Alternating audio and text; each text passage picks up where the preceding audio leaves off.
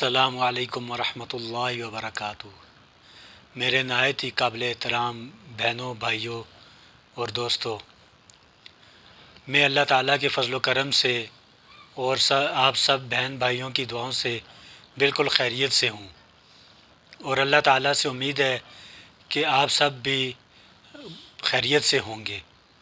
میری اللہ تعالیٰ سے دعا ہے کہ اللہ تعالیٰ میرے بہن بھائیوں میں سے کوئی بھی کسی پریشانی میں یا مصیبت میں مبتلا ہے تو اللہ تعالیٰ ان کی پریشانیوں کو، مصیبتوں کو دور فرمائیں، اور اگر کوئی میرا بہن بھائی بزرگ بیمار ہیں تو اللہ تعالیٰ ان کو شفائے کاملہ عاجلہ عطا فرمائیں، اور اگر کوئی بھائی بہن اور دوست قرض میں مبتلا ہے تو اللہ تعالیٰ ان کے قرضوں کی ادائیگی کا بندوبست غیب کے خزانوں سے فرمائیں۔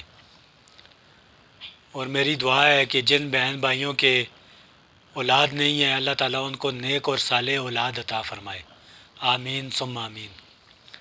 میرے معزز بہنوں اور بھائیوں، 2 دن میں ویڈیو نہیں بنا سکا، اس کی وجہ کام میں مشغولیت تھی کہ 2 دن کام کے اتنا زیادہ تھا کہ میں پورا دن مصروف رہتا تھا اور رات کو دیر سے واپسی ہوتی تھی، اس لیے ویڈیو بنانے کا موقع نہیں مل سکا، تو میں آپ سب سے معذرت چاہتا ہوں۔ آج میں آپ کو جو واقعہ سنانا چاہتا ہوں وہ امام ابو حنیفہ رحمۃ اللہ علیہ کے بارے میں ہے، ان کی ذہانت کے بارے میں۔ ان کے زمانے میں ایک شخص تھا، اس کی ایک بیوی تھی۔ وہ بیوی جو تھی وہ نہایت ہی بدمزاج، اس کی اپنے شوہر کے ساتھ بالکل نہیں بنتی تھی، اور وہ ہر وقت یہی چاہتی تھی کہ میرا شوہر مجھے طلاق دے دے، اور اس کا خاوند تھا کہ وہ بیوی پہ مرا جا رہا تھا اور اس کے ساتھ بہت زیادہ پیار اور محبت کرتا تھا۔ وہ بیوی اس کو بہت اچھی لگتی تھی، لیکن بیوی کی اس کے ساتھ نہیں بنتی تھی۔ تو ایک دن دونوں آپس میں کچھ باتیں کر رہے تھے تو خاوند نے کوئی بات کہہ دی، بیوی خاموش ہو کر بیٹھ گئی۔ تو خاوند نے اس کو منانے کی بہت کوشش کی کہ یہ کسی طرح مان جائے، بات کرے، لیکن وہ تھی کہ وہ خاموش بیٹھی رہی۔ آخر کار خاوند نے اس سے کہا کہ اگر تو صبح صادق تک بات نہیں کرے گی تو تجھ پر طلاق ہے۔ یہ بات تو اس نے کر دی، لیکن بہت پریشان ہوا کہ اگر یہ صبح صادق تک میرے ساتھ بات نہیں کرے گی تو پھر یہ مجھ سے جدا ہو جائے گی اور طلاق پڑ جائے گی۔ وہ بہت متفکر ہوا، بہت زیادہ پریشان ہوا، کیونکہ بیوی اس کو بہت زیادہ اچھی لگتی تھی۔ تو وہ علماء کرام کے پاس گیا، فقہاء کے پاس گیا اور ان سے فتویٰ لینے کی کوشش کی۔ سب نے اس کو یہی کہا کہ یہ شرط تم نے خود رکھی ہے، اور اگر وہ صبح تک بات نہیں کرے گی تو طلاق پڑ جائے گی۔ پھر وہ آخر میں حضرت امام ابو حنیفہ رحمۃ اللہ علیہ کے پاس گیا، چونکہ وہ ان کی مجالس میں اٹھنے بیٹھنے والا تھا، ان کے درس کو سننے والا تھا۔ تو وہ ان کے پاس گیا اور ان کے سامنے اپنے اس بات کو رکھا۔ امام صاحب نے اس سے پوچھا کہ آج تم بہت خاموش اور پریشان بیٹھے ہوئے ہو، کیا بات ہے؟ تو اس نے امام صاحب کو ساری بات بتائی کہ اس طرح میں نے اپنی بیوی کو یہ کہہ دیا ہے کہ اگر تو صبح صادق تک بات نہیں کرے گی تو تجھ پر طلاق۔ تو ابھی تک وہ خاموش بیٹھی ہوئی ہے اور وہ چاہتی بھی یہی ہے کہ وہ مجھ سے طلاق لے لے اور وہ مجھ سے علیحدہ ہونا چاہتی ہے۔ امام ابو حنیفہ رحمۃ اللہ علیہ نے اس سے کہا کہ تم پریشان نہیں ہو، انشاءاللہ طلاق نہیں پڑے گی اور بیوی بھی بات کرے گی۔ تمام علماء کرام کو جب یہ بات پتہ چلی تو وہ سب بڑے پریشان ہوئے کہ امام ابو حنیفہ رحمۃ اللہ علیہ نے اتنی بڑی بات کیسے کہہ دی، حالانکہ اس شخص نے خود یہ شرط رکھی ہوئی تھی۔ تو جب رات ہوئی، صبح صادق سے پہلے آدھا گھنٹہ تقریباً پہلے امام ابو حنیفہ رحمۃ اللہ علیہ مسجد میں گئے اور انہوں نے اذان شروع کر دی۔ اس عورت نے یہ سمجھا کہ صبح صادق ہو گئی ہے اور وہ بول پڑی اور اس نے اپنے خاوند سے کہا کہ صبح صادق ہو گئی ہے، اس لیے میں مطلقہ ہو گئی اور میں تجھ سے جدا ہو گئی۔ تو جب تحقیق کرنے پر معلوم ہوا تو صبح صادق نہیں ہوئی تھی، اور وہ جو اذان امام صاحب نے دی تھی وہ تہجد کی اذان تھی۔ چونکہ صبح صادق کا وقت داخل نہیں ہوا اس لیے طلاق واقع نہیں ہوئی، تو وہ شخص بہت خوش ہوا۔ اور سامعین، اسی طرح ایک اور چھوٹا سا واقعہ ہے کہ ایک شخص تھا، اس کے گھر میں کچھ چور گھس آئے۔ وہ چور جو تھے وہ اسی کے محلے کے تھے۔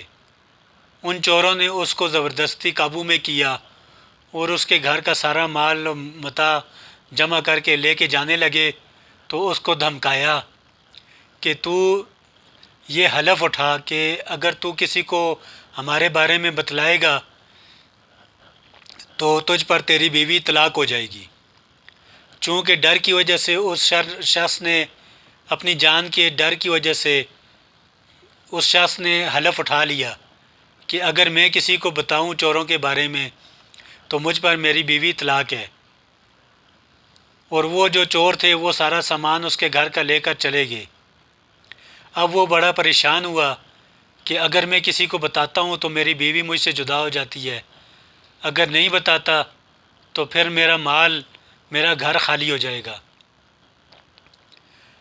تو اسی پریشانی کے عالم میں وہ امام ابو حنیفہ رحمۃ اللہ علیہ کے پاس گیا اور ان کو ساری بات اس نے بتائی۔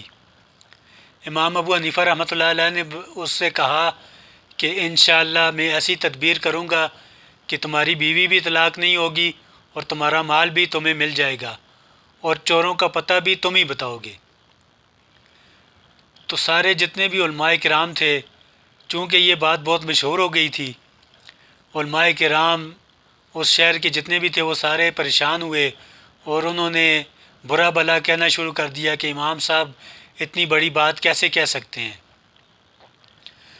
تو انہوں نے امام صاحب نے ان سے کہا کہ کل ظہر کی نماز میں آپ کی مسجد میں پڑھوں گا۔ تو دوسرے دن امام صاحب ان کی مسجد میں تشریف لائے اور نماز کے بعد امام صاحب نے مسجد کے دروازے بند کروا دیے، چونکہ وہ چور بھی اسی مسجد میں موجود تھے۔ تو امام صاحب نے ایک دروازہ کھلوا دیا اور ایک طرف خود بیٹھ گئے اور دوسری طرف اس شخص کو بٹھا دیا اور اس سے کہا کہ جو شخص چور نہیں ہے اس کے بارے میں تم یہ کہتے جانا کہ یہ چور نہیں ہے۔ جو لوگ بھی اس دروازے سے نکلتے جائیں گے، جو چور نہیں ہوگا تم نے یہ کہنا ہے کہ یہ چور نہیں ہے، اور جو چور ہوگا تو تم خاموش ہو جانا۔ تو اسی طرح اس شخص نے کیا کہ جو شخص بھی اس دروازے سے نکلتا جاتا تو وہ آدمی وہ کہتا ہے کہ یہ چور نہیں ہے، اور جب کوئی چور وہاں سے نکلتا تو وہ خاموش ہو جاتا۔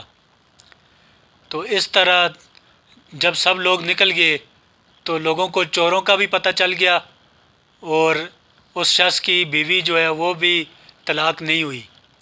تو اس طرح امام صاحب کی ذہانت کے بھی واقعہ کا لوگوں کو پتہ چل گیا کہ امام صاحب کتنے ذہین ہیں اور کتنے فطن ہیں۔ امام صاحب کی ذہانت کے اور بھی کئی سارے واقعات ہیں جو کہ وقتاً فوقتاً میں آپ کے سامنے پیش کرتا رہوں گا انشاءاللہ۔ ناظرین، اگر آپ کو میری یہ ویڈیو پسند آئی ہو تو اس کو لائک اور شیئر کر دیجئے گا اور سبسکرائب بھی کر دیں اور بیل آئیکن کے بٹن کو دبا دیں تاکہ میری آنے والی ویڈیوز آپ تک پہنچتی رہیں، اور اللہ تعالیٰ مجھے اس کی ہمت عطا فرمائے کہ جو میں آپ کے سامنے آپ کو یہ واقعات سناتا ہوں، اللہ تعالیٰ اس پر مجھے بھی عمل کرنے کی توفیق عطا فرمائے، اور میرے ناظرین کو اور جو میرے بہن بھائی اس کو سنتے ہیں اللہ تعالیٰ سب کو عمل کرنے کی توفیق عطا فرمائے۔